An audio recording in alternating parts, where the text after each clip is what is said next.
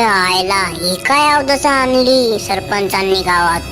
अरे जे आमच्या पूर्वजांनी केलं नाही आणि आम्ही केलं नाही ते आता करायचं होय. अरे या या या या या या सगळे लवकर. भ्रष्ट झाला आपला गाव, भ्रष्ट झाला. रोगराई येणार, रोगराई येणार. अरे काय झालं, काय झालं मग आंबो? आपल्या गावात रोगराई येणार. अरे काय झालं नाही ते विचार. हे भांड काय हागायचं भांड आहे वय? रोगराई होणार आता गावात, रोगराई होणार. मायला शेतात जाऊन हाकता तेव्हा रोगराई पसरत नाही वय. अरे ती जागा त्याच्यासाठीच आहे म्हणून तर त्याला हागणदारी म्हणतात. पण मी काय म्हणतो राणा, एवढ्या 10च संडासात सर्व गावचं कसं व्हायचं? अरे बंड्या तसं नाही, एका वेळी एकानेच जायचं.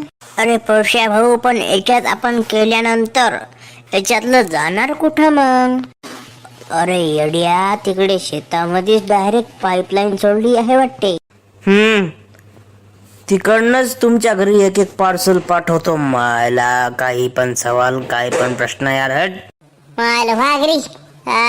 थांबा थांबा थांबा थांबा थांबा.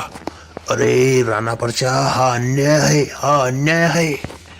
अरे मला सांगा, आपण याच्यात बसल्यावर आणि सर्व कार्यक्रम उरकल्यावर पाणी कोणी टाकायचं? हा? अहो पांडू काका, आपलं आपणच टाकायचं असतं. अरे काही स्वाभिमान अभिमान आहे की नाही? म्हणजे आपणच हागायचं न आपणच पाणी टाकायचं. मायला शेतात काय मग अप्सरा येत होती काय?